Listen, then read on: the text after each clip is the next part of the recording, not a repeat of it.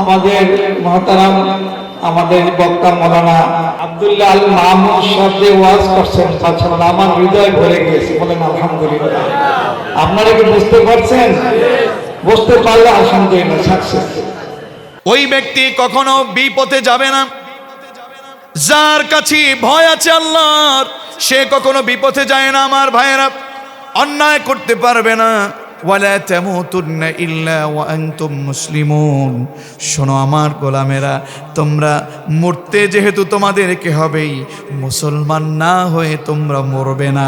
এই আয়াতের তাফসীর, এই আয়াতাংশের তাফসীরটুকুন আমার প্রায় 20টা তাফসীর দেখে আমাকে বুঝতে সক্ষম হয়েছি, আমি বুঝতে পেরেছি এই আয়াত এটা বোঝাতে চায় ওয়ালা তামুতুন্না ইল্লা ওয়া আনতুম মুসলিমুন।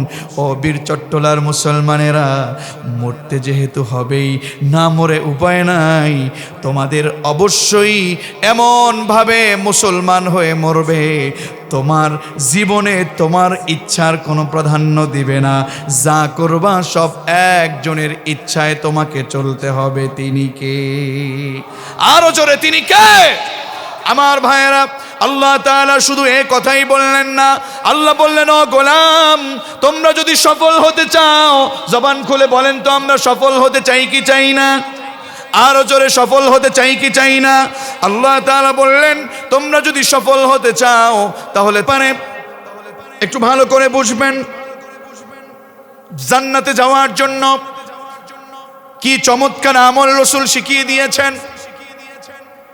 আল্লাহর রাসূলের কাছে প্রশ্ন করা হলো, ইয়া রাসূলুল্লাহি মা আকসারু মা ইউদখালুন নাসাল জান্নাহ। ইয়া রাসূলুল্লাহি, ইয়া হাবিবাল্লাহ, এমন কি কাজ আছে, এমন কি কাজ করলে পরে, কোন আমল কিংবা কোন বিষয়ের উপরে আমাদের কাজ করলে পরে, গ্রহণ করলে পরে মানুষ বেশি বেশি জান্নাতে যেতে পারবে? রাসূল বললেন 2টা কাজ করা লাগবে। জোরে বলেন কয়টা? এক হলো তাকওয়াল্লাহ, 2 নাম্বার হলো হুসনুল খুলুক। আল্লাহু আকবার বলেন। 1 নাম্বার হলো আল্লাহকে ভয় করা, 2 নাম্বার হলো সৎ চরিত্রবান হওয়া। বিশ্বাস করুন, তাকওয়ার সাথে সৎ চরিত্রবান 2টা রিলেটেড, একটা অপরটার পরিপূরক। তাকওয়াবান যে ব্যক্তি, সে ব্যক্তিকে সৎ চরিত্রবান হতে হবে, সে ব্যক্তি অটোমেটিকলি সৎ চরিত্রবান হয়ে যাবে। আর যে ব্যক্তির সৎ চরিত্রবান হয়ে যাবে, আল্লাহ তাআলা তাকে জান্নাত দিয়ে দিবে। ঠিক কি না? আবার রাসূলকে প্রশ্ন করা হলো, ইয়া রাসূলুল্লাহি মা আকসারু মা ইউদখালুন নাসান নার। ইয়া রাসূলুল্লাহ, ইয়া হাবিবাল্লাহ, কোন আমল করলে, কোন কাজটা করলে মানুষ বেশি জাহান্নামে যাবে? আল্লাহর রাসূল বললেন 2টা জিনিসের নাম, এক হলো আল ফাম, আর একটা হলো ওয়াল ফারাজ। একটা হলো মুখ, আর একটা হলো লজ্জাস্থান, যৌনাঙ্গ। এই 2টা জিনিস মানুষকে জাহান্নামে নিয়ে ঠেলে ফেলে। কয়টা জিনিস? এই মুখ দিয়ে মানুষ মিথ্যা কথা বলে, কথা কর না কেন? এই মুখ দিয়ে কোরআনের বিরোধিতা করে, এই মুখ দিয়ে মানুষকে গালিগালাজ করে। আর একটা হলো ওয়াল ফারাজ, একেবারে যৌনাঙ্গ দিয়ে, আপনার লজ্জা স্থান দিয়ে মানুষের ভিতরে জেনাখোর, ব্যভিচারী, জনমের মতো অন্যায় অনাচার করে। রাসূল বললেন এই 2টা জিনিস মানুষকে সবচেয়ে বেশি জাহান্নামের ভিতরে নিয়ে দেয়। রাসূল আরো বলেন, তিরমিজির বর্ণনা, বুখারীর বর্ণনা, আল্লাহর রাসূল বলেন এই 2টা জিনিস, এই মুখ বলো, আরেকটা হলো লজ্জা স্থান, মাইয়াফমাল্লি মা বাইনা লাহইহি ওয়া মা বাইনা রিজলাইহি আদমাল্লাহুল জান্নাহ। শোনো আমার উম্মতেরা, যে ব্যক্তি এই 2 চোয়ালের মধ্যবর্তী স্থান আর 2 রানের মধ্যবর্তী স্থান, মুখ আর লজ্জা স্থান, এই 2টা জিনিস যে ব্যক্তি জিম্মাদারি নিতে পারবে, সুন্দরভাবে আল্লাহ এবং তার রসুলের সিস্টেম অনুযায়ী চালাতে পারবে, আমি আল্লাহর রসুল তার জান্নাতের জন্য জিম্মাদারি হয়ে যাব। সুবহানাল্লাহ।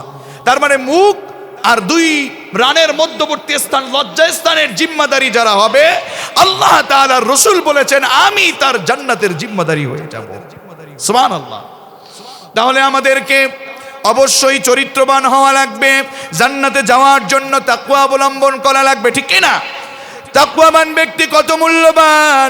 ও বীর চট্টলার মুসলমানেরা, শুনলে অবাক হবেন। রাসূল বলেছেন তাকওয়াবান কোন ব্যক্তি, একজন ব্যক্তি যদি দুনিয়া থেকে বিদায় নেয়, বিশ্বাস করুন রাসূল বলেছেন একজন ব্যক্তি যদি তাকওয়াবান ব্যক্তি হয়ে পৃথিবী থেকে বিদায় নেয়, আল্লাহর আসমান এবং জমিন একদিন দুই দিন না 40 দিন পর্যন্ত সেই মুত্তাকি ব্যক্তি চলে যাওয়ার কারণে আকাশ এবং জমিন এবং ফেরেশতারা কাঁদতে থাকে।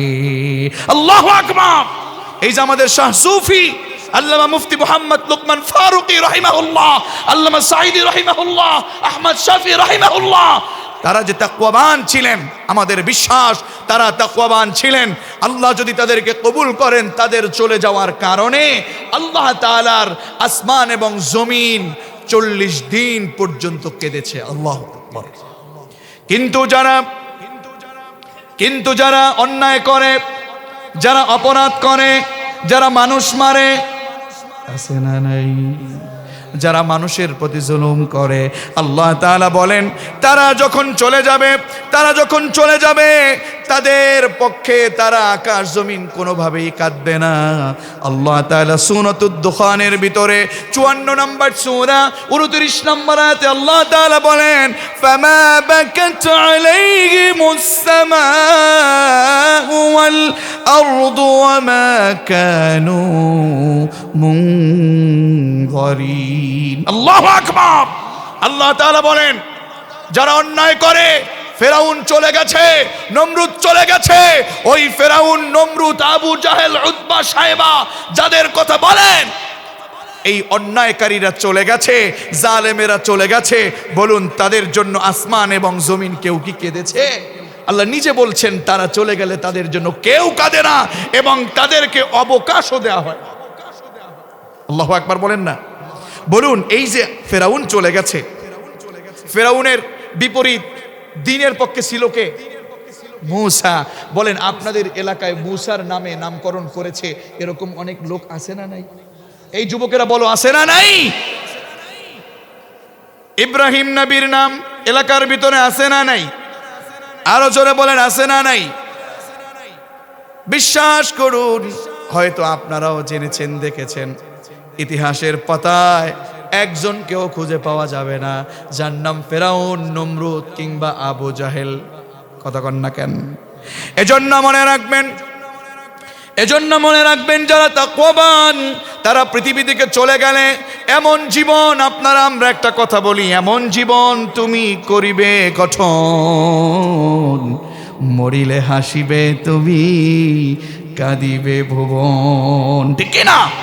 আল্লাহর জমিনে থেকে যদি তাহাজ্জুদ পড়া যায়, আল্লাহর জমিনে থেকে যদি আল্লাহর পক্ষে কাজ করা যায়, আল্লাহকে ভয় করে অন্যায়কে ছাড়া যায়, আপনি চলে যাবেন। মানুষ কাঁদে আমাদের মরহুম লুকমান ফারুকী হুজুরের জন্য, এখনো আমরা কাঁদি, আপনারা কাঁদেন।